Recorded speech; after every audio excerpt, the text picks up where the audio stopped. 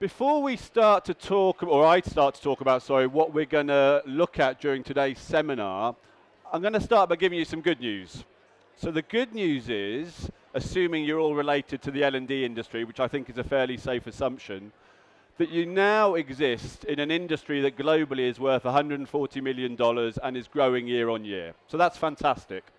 The second piece of good news is that according to a study by Deloitte earlier this year, digital learning in a human capital management study was now ranked #2 in terms of importance for CEOs and heads of HR. They really want to invest in their workforce and they see digital learning as a way of doing that. So that's fantastic.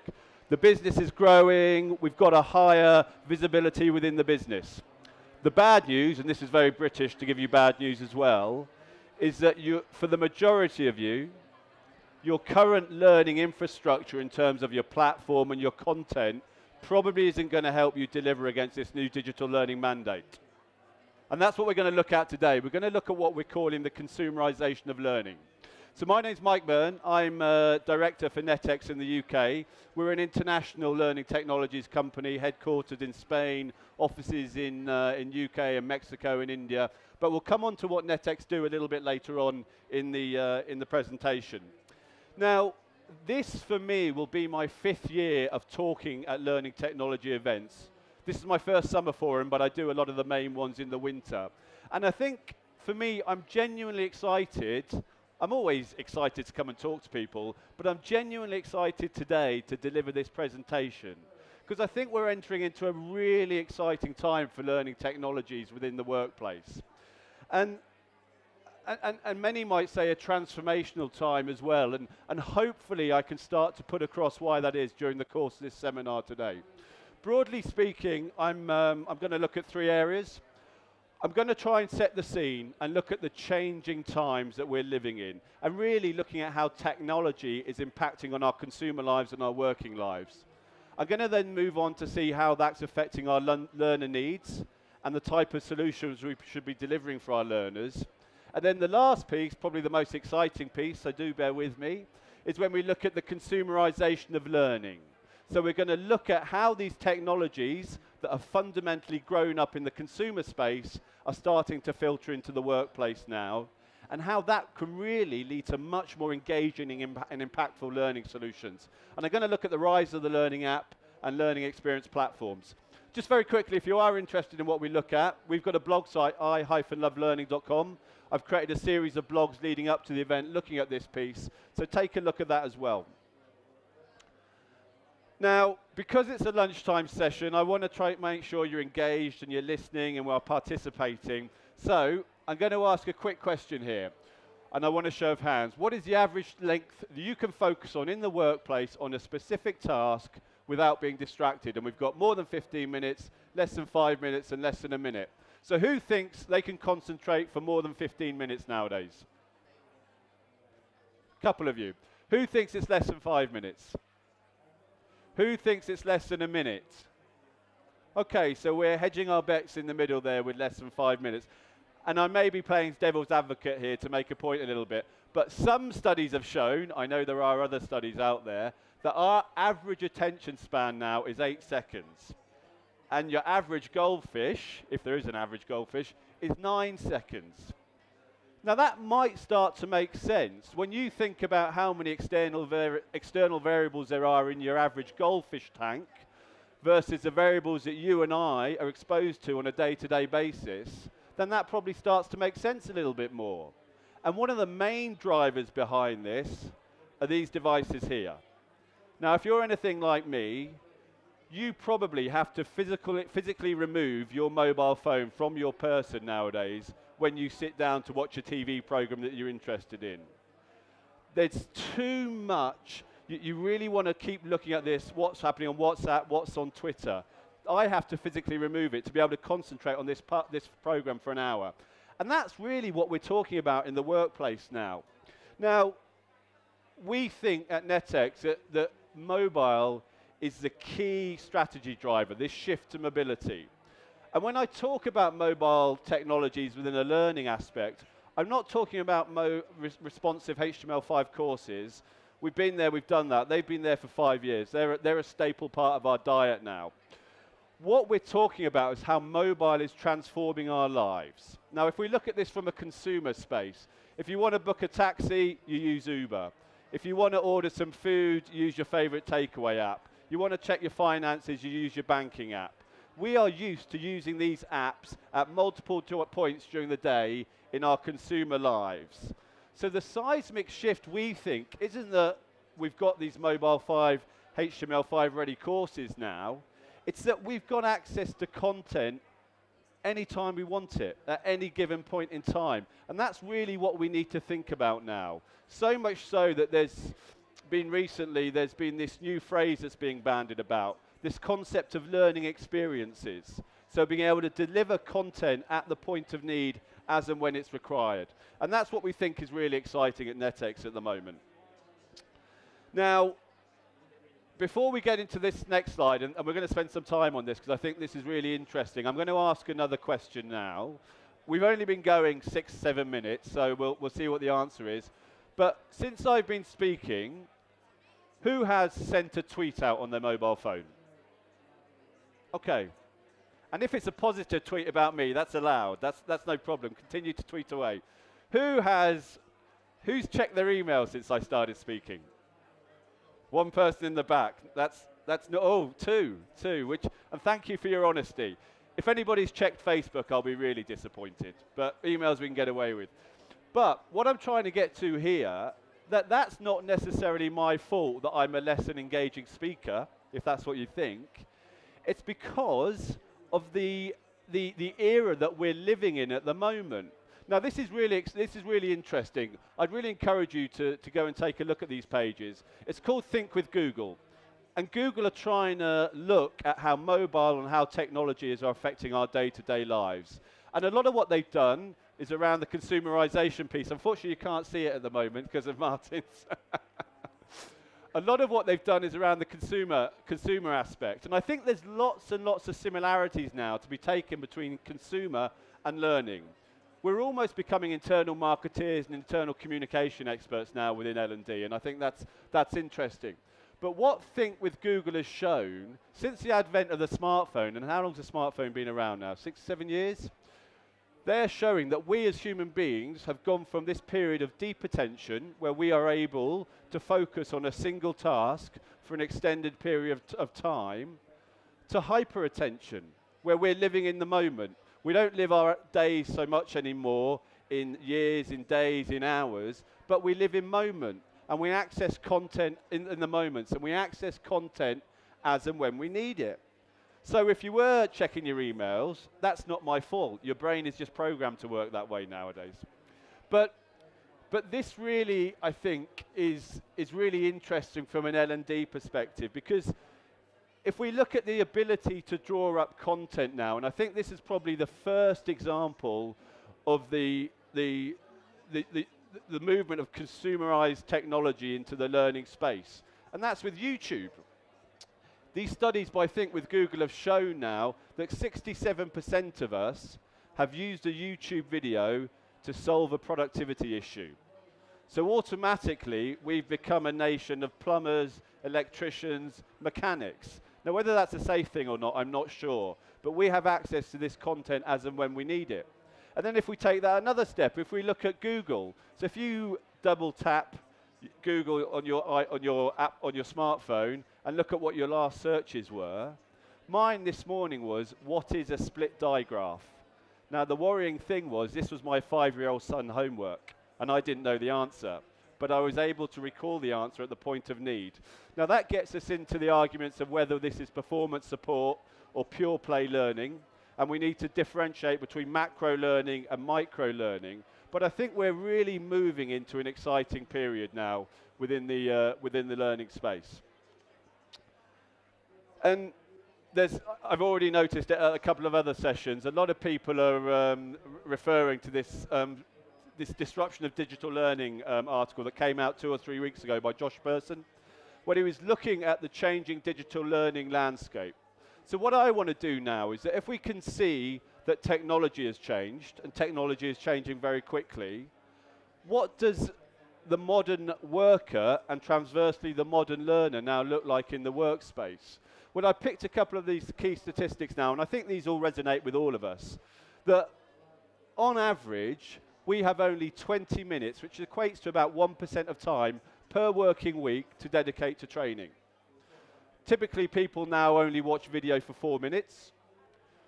And we take that onto the other side of the spectrum, looking at more of a working aspect. 30% of us are working outside of our contracted hours. And in the workspace, if we're working in the office, we're interrupted every 5 minutes. So as a user, we're overwhelmed, we're distracted, we're time sensitive. So if that's the case, why do we still think that sending people out for a week of training or giving them Excel for 40 hours in an e-learning course is fit for purpose? And once again, I'm playing devil's advocate. We make the distinguish between macro and micro, but it's not necessarily a one-size-fits-all. And there has to be a better way of delivering this learning to your users. And that's what we're going to move on to now. So I think this is probably the last time I ask you to interact. And this scenario is going to be relevant to everybody in the room here. You're in the middle of creating an estimate for a project and need to add a data filter column to Microsoft Excel. And it's been 3 months since you've done your formal training. Who's going to use your LMS to do that? Nobody, which is very interesting. Who's going to ask a colleague?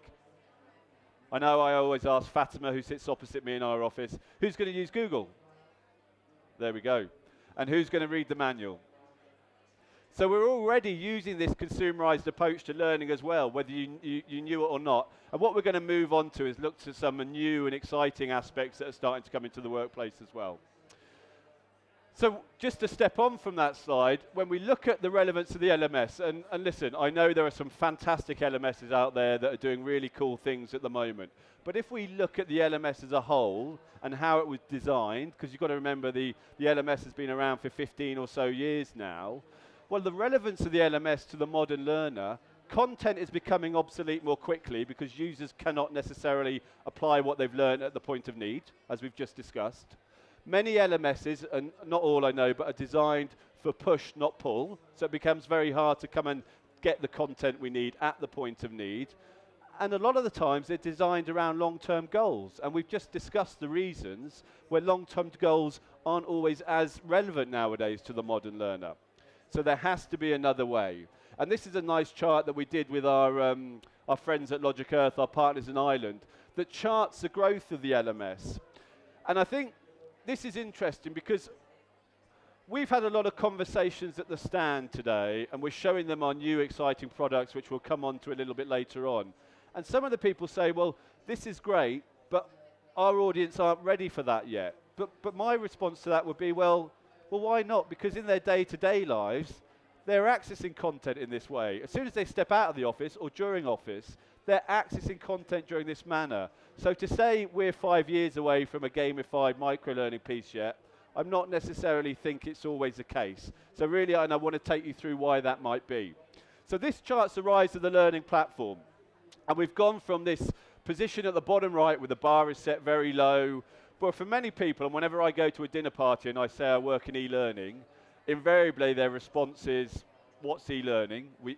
We work in this L&D bubble and we don't always have the exposure we think we do. Or the second response is, oh, e-learning.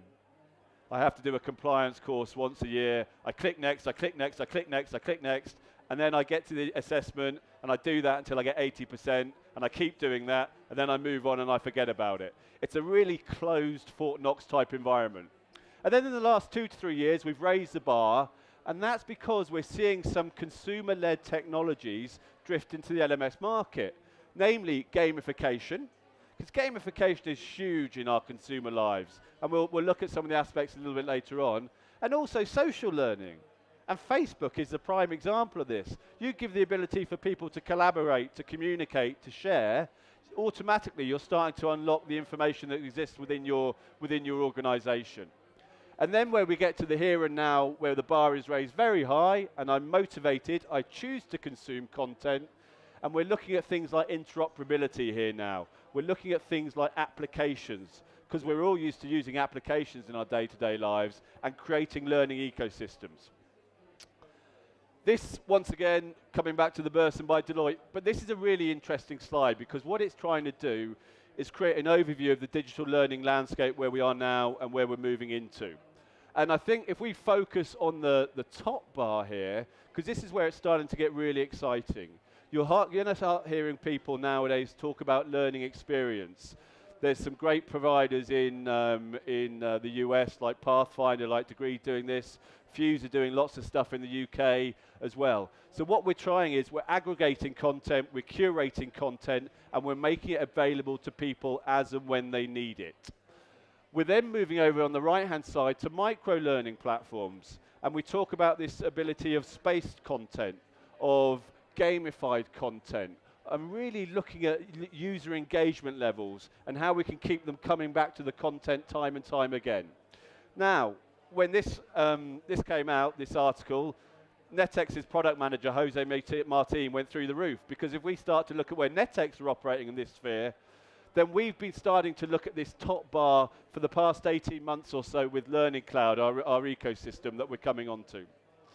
But when we now, I think what's really interesting is we go on to start to look at the consumerisation of learning and look at some of the more innovative areas that I think are starting to creep into the learning technologies landscape.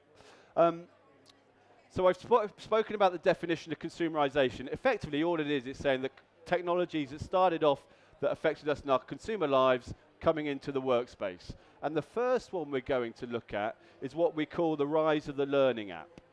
Now, Netex as a company is interesting for many ways, but one of the ways is that we operate in the corporate space, but also the edtech space, so the use of technologies in schools, in classrooms, in universities, in colleges.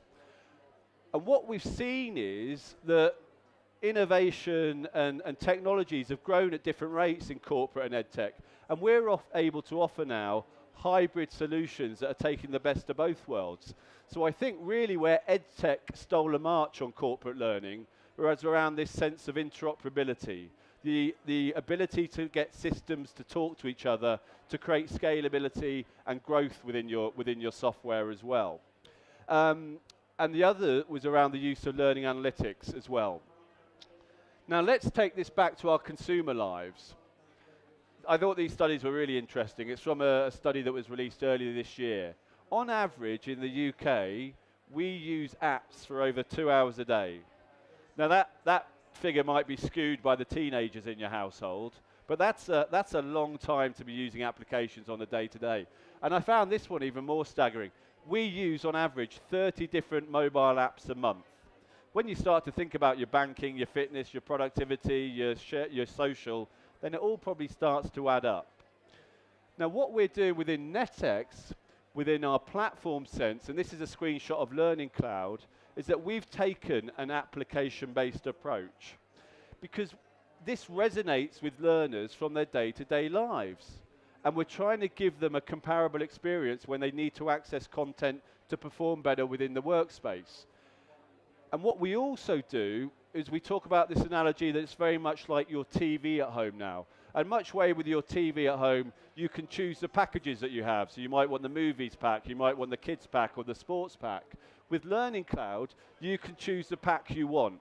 And you can create personalized learning channels based on what the needs are of specific users within your organization. So one example is we work with a retailer, and they have decided that everybody that works in the stores on the high street, they don't want to give them the LMS, they want maximum engagement, so they're giving them the micro-learning gamified application in there. Because if you're working in this shop on a Saturday and Sunday, do you want to go down the traditional corporate LMS route? But all the people in the head office that are doing the more macro-learning objectives also get access to the LMS as well. But the interesting thing about this is that you can use Netex channels, or you can also add third-party applications within there.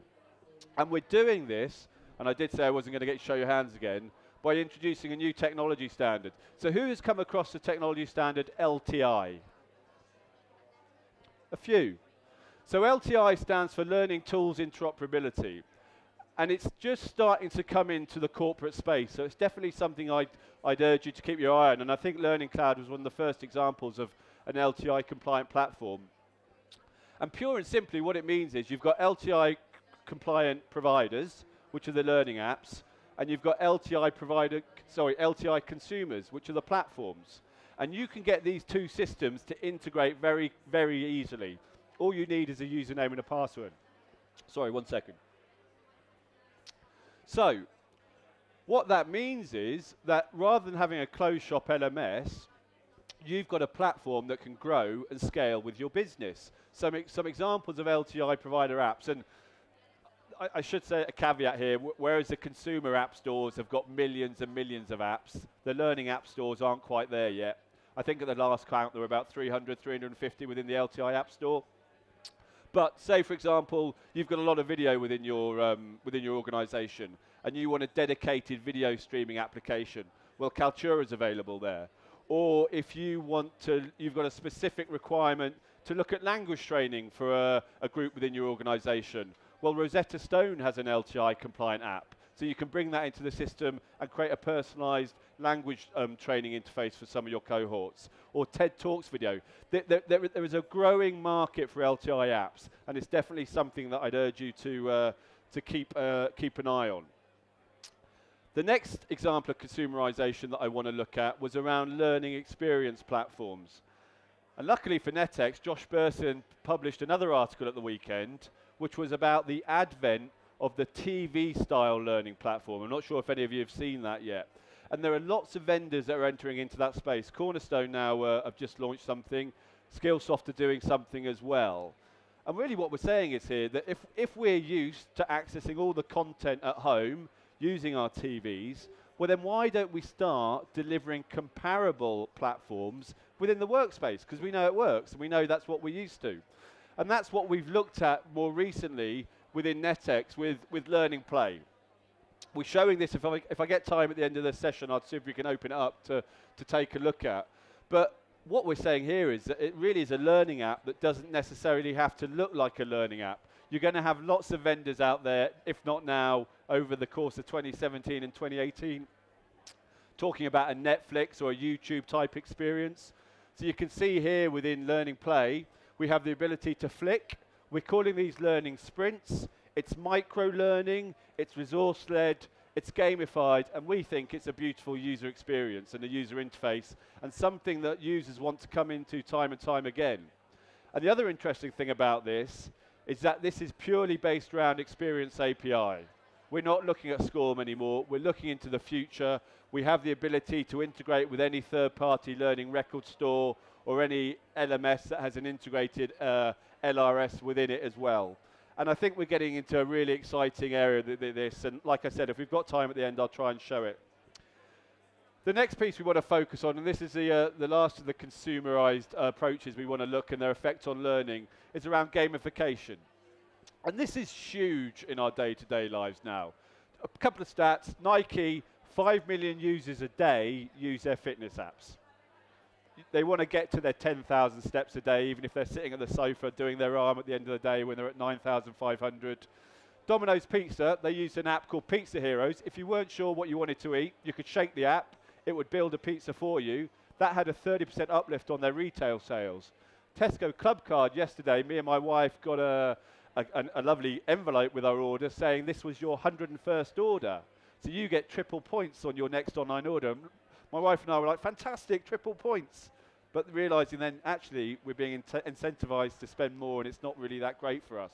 But we're used to these aspects in our day-to-day lives, and an M&S used Sparks card as a way of doing this as well. Well, what we're doing within Learning Play and within these types of applications is we're using similar mechanisms.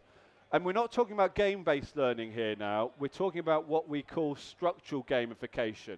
So if this pointer works, you can just see it here. We have a game bar. So at any given point, I know exactly how I'm progressing through this piece of micro-learning, and we're giving real-time feedback back to the learner. We're using a concept called space learning, which has been shown to be really beneficial. So I'm showing learners what learning sprints are coming next, but we're also launching this summer, which I think is really exciting, a follow-up to this, based around the Ebbinghaus curve and retention of knowledge, the ability to send up follow-up quizzes that are automated. Now, based on how your learner does in the quiz, they'll either go up the leaderboard and they'll feel this sense of reward, Or if they've not done so well, the application will take them back to the learning resource where they didn't display the required knowledge. And that's all done with the learning analytics piece underpinning that. We're also talking about mastery, and Pathfinder's doing this really well in the US. I'd encourage you to take a look at that. So we're trying to look at how our people are evolving within the organization and how they're developing, and we're able to set these mastery scores, which show what they're doing as a whole across the platform and not just on specific pieces of content. We're doing badges. We've linked this with the Mozilla Open badges, so you can show this on your LinkedIn profile. And the last one, which I think is interesting, is that you can actually attach physical rewards. So if you're top of the leaderboard at the end of the month, coming later this year, you'll be able to link this to the Amazon rewards scheme and send out your employees a £100 gift voucher if you so wish. But I think we're coming up to the end of the show, or the seminar already. If you do want to see Learning Play, we're at stand 33, just the other side of the wall here on the way to the toilets. And yeah, I think that takes us up to the hour. So thank you for your time. We'd love to